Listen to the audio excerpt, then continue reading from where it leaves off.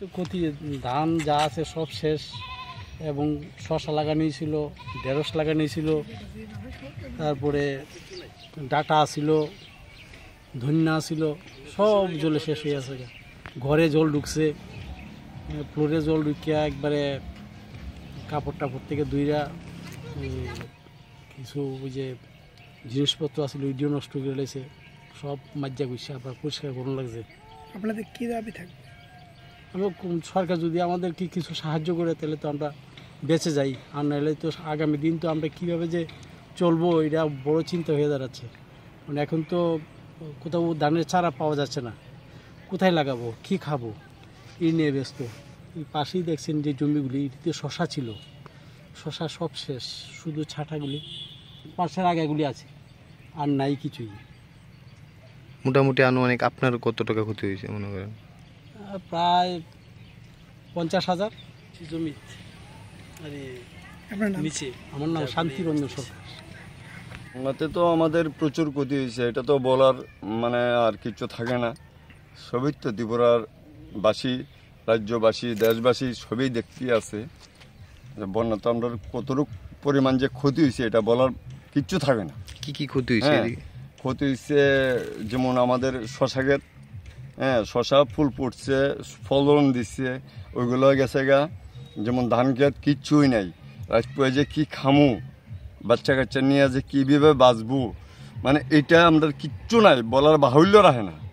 মানে এটার মধ্যে বলার কিচ্ছু নাই। আমাদের শশা ক্ষেত, ধান ক্ষেত সব কিছু নিয়ে গেল। কীরকম সাহায্য চান? কীরকম সাহায্য চাই? তুলনামূলক গভর্নমেন্ট আমাদের সাহায্য করুক। আগামী দিন আমরা কৃষিকাজ করতে লাগবো, ফসল ফলাইতে লাগবো। যদি আমরা কৃষিকাজ না করি তাহলে জনগণ মরবো। আমরা তো কিচ্ছু করার নাই। আমরা যদি কৃষিকাজ না করি জনগণ তো এটার মধ্যে মরবই। আমরা তো ফসলটা ফলায় বাজারে বিক্রি করুম, তখন 2 টাকা কম বেশি জনগণ ওইটা নিয়ে খাইয়া বাঁচবো। আজকে বন্যার জল এসছে, ওইগুলো গভর্নমেন্ট বদ্ধ করে না।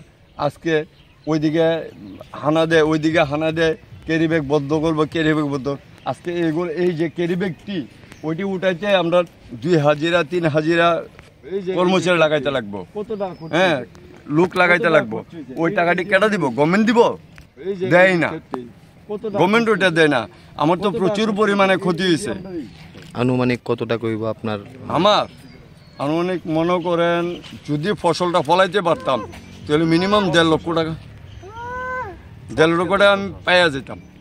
ফসলের মারফতে আমি 1.5 লক্ষ টাকা যদি বাজারজাত করতে পারতাম 1.5 লক্ষ টাকা পাইয়া যেতাম। আজকে এই 1.5 লক্ষ টাকা কিন্তু আমার লস। এর মধ্যে আমি একদিনে কাজের লোক রাখি, আমি শশা খেতে একদিনে 5,000 টাকা খরচ করছি, এবং ধান ক্ষেত ওইটার মধ্যেও খরচ করছি, ওইটা তো বলছি না, ওইটার মধ্যেও খরচ করছি। কিন্তু আমরা তো তুলনামূলক কিচ্ছুই পাই না। গভর্নমেন্ট বলতেছে, মোদী সরকার কইতাছে ওই কৃষক কৃষক কৃষক, ওই কৃষক কিসের দেয়? কৃষকরে কি দেয়? সার দেয়, 20 কেজি সার, 25 কেজি সার দেয়। আর সার দিয়ে কী হইব? আমাদের সার দিয়ে কী হইব?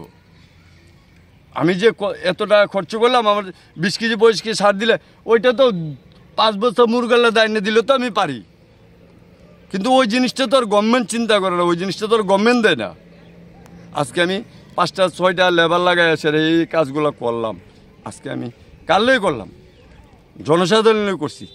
10 টাকা কম বেশি ওইটা হলো বড় কথা না, আমি তো জনসাধারণের দিতে চাইছি জিনিসটা। কিছুই কি মানে বন্যায় আপনাদের নাই?